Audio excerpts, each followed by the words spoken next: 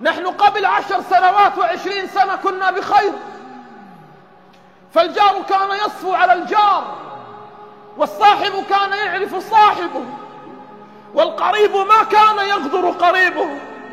أما اليوم ففرقتنا المواقع الاجتماعية، فرقتنا المواقع الاجتماعية. أصبح رد السلام على الفيسبوك، وأصبحت الضيافة على الفيسبوك، وأصبحت أرحامنا التي أصلا نحن لا نعرفها إذا أردنا أن نصلها على الفيسبوك. كنا جيران، كنا أحباب، كان الحي كلنا يجمعنا على قلب رجل واحد. أما اليوم فالغش والغدر والحقد والغيبة والنميمة. على ماذا تحتفلون على مرور الأيام؟ كنا بخير، كنا بخير لما كانت الأيام فيها بركة، لما كان الطعام فيه بركة، لما كنا نجلس مع أمهاتنا ومع آبائنا طوال اليوم. أما اليوم نجلس على هواتفنا طوال اليوم. كان الواحد يجلس مع أمه بالساعات، واسألوا الأجداد والآباء.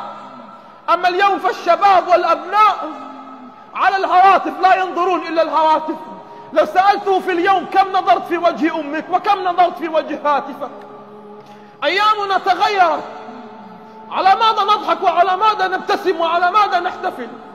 كل بركة أيامنا قد نزلت، فأصبحنا لا نشعر لا بركة في الرزق ولا بركة في المال ولا بركة في الأولاد ولا بركة في الأزواج ولا بركة في شيء.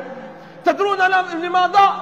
ليس لأن الدنيا تغيرت، الدنيا لا تتغير، الدنيا لا تتغير.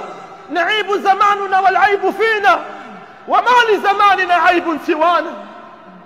نعيب زماننا والعيب فينا، وما لزماننا عيب سوانا.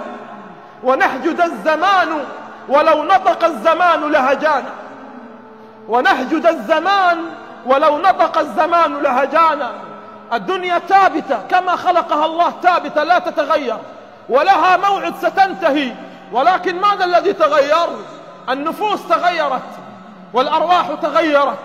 كانت النفوس نقية طاهرة، أما اليوم الواحد لا يفكر إلا بأخذ مال صاحبه، أو كيف يضحك على جاره، أو كيف يتعدى على أموال الناس، أو كيف يغدر قريبه.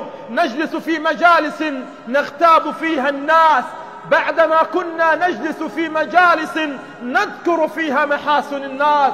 كل شيء تغير، ولكن لا يعود إلا إذا عادت النفوس كما كانت قبل سنوات. نفوس طيبة قلوبها رقيقة، نفوس بيضاء لا تفكر بالمال ولكن تفكر بإرضاء رب المال. كان الناس آخر شيء يفكرون فيه المال، ونحن أول شيء مقدم حتى على آبائنا وأمهاتنا المال. كل شيء المال مقدم على كل شيء في الحياة.